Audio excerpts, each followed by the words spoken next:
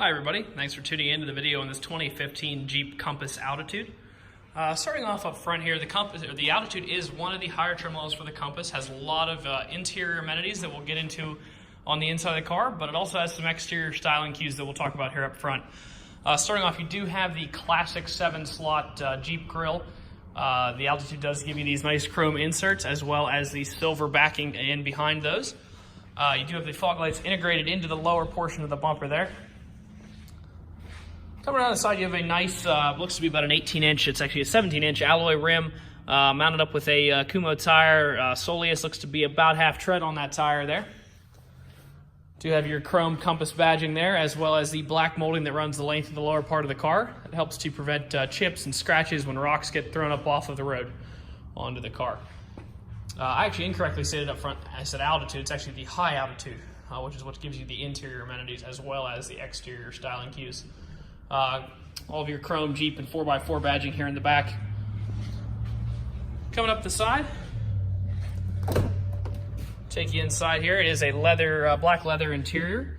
As we go in here, we'll just show you that it does have power windows, locks, and mirrors located in a standard fashion on here on the door. I do have the mirror, children's mirror lockout there.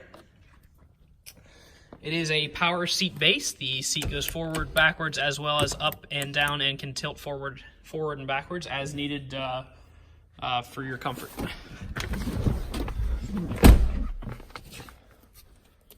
Jumping in here, you can see that it is a remote start equipped vehicle. All the cars here also are sold with 2 keys. The second key for this one is currently actually not attached to this one, but there are 2. It's about $180 to $220 value on this car to have the key and have it programmed. So it's just another way that we try to add value to the cars here, in addition to some other things that we'll talk about in a few minutes. Start it up. It is a 2.4 liter 4-cylinder engine mated with a continuously variable transmission from Chrysler. It gives you a pretty stout fuel economy rating on the highway. I believe it's right around the high 20s on the highway. So a fairly good rating for an SUV of the size in all-wheel drive. You do have all of your cruise control stuff here on the left. The Bluetooth controls for this car are run out of the center screen.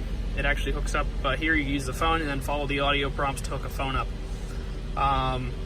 It is AM, FM radio as well as satellite. You can also play Bluetooth audio through your phone to the car.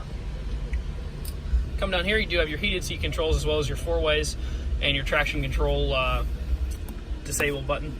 As well as a 12-volt power supply located there on the right-hand side. All of your transmission selector here does have the sport mode. If you pull the transmission down into drive, and then if you were to go over or down, it will change gears. In this case, because it's a continuously variable transmission, it's actually changing the transmission range rather than an actual gear, but it's sort of like a sport shift mode for the car. Or if you're trail riding and you want to keep it down in a lower gear, you can do that there as well. It is on-demand all-wheel drive, but there's a lock-in for that. You can come down here. If you pull this little tab up, it would lock the vehicle in 4-wheel drive. Once again, if you were on the trails or somewhere on a road and you needed that, you can do that there. Coming up top here, you can see it does have a power sunroof up there. Earlier when I talked about the keys, I mentioned ways that we try to add value to our cars. Another one of those is the fact that we include the results of our mechanical inspection and any maintenance items done to the car in the glove box of every vehicle. And I'm about to show you that here. So it will go down and it'll show you, they checked all these items here, so you can see horn, headlights, wiper blades, cabin air filter, stuff like that. Did an oil change with 5W20. If you come over here, it tells you that the tires are 632 in the front, 932 in the rear. That's well in excess of the Pennsylvania minimum of 2. And as well, if you come down here, they put all new brake pads and all new rotors on it. So your pads are brand new in the front, 12 bonded in the front, 13 bonded in the rear, as well as new rotors outside. So your wearable brake parts are probably good for 2 to 3 years of normal driving. So long as you don't abuse the brakes in the vehicle, they will last for quite a long time. Turn that to the glove compartment here. Oh, and before we get out in the car, just would like to pull the auto check here and show you, you can see that no state title brands, no accident, no airbag deployment.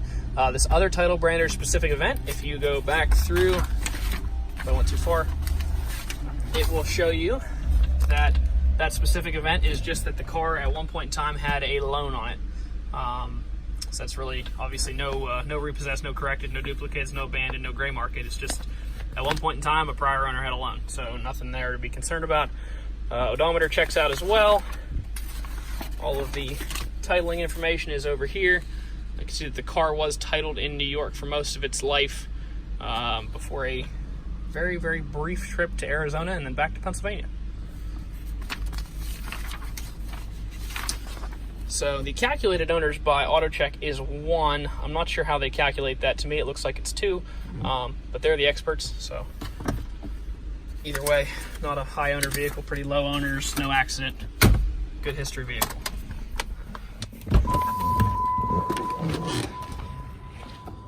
Just going to walk you around the outside. Notice, try to point out any potential imperfections that I see here. Overall, it's a pretty clean car. The tires aren't, or the wheels aren't curved up. I don't see a whole lot of dings, dents, chips, scratches, things like that. There's some minor little chips here in the front of the grille. Moving around to the side, everything looks pretty good down through the side. Some little scratching in here, as well as right there above the rear tail light. Do have a little, once again, a little imperfection there on that rear bumper molding. Overall, it looks to be a very clean car. The Compass is a great all-wheel drive car at a very affordable price point. This particular Compass packs a lot of equipment for the money in an all-wheel drive vehicle. If you'd like to come out and take it for test drive, you can stop out and see us at 21518 Great Cove Road, McConnellsburg. Keep checking out our inventory online at thomasata.com or give us a call at 717-485-4224. Thank you very much for watching the video, and I hope you found it to be informative.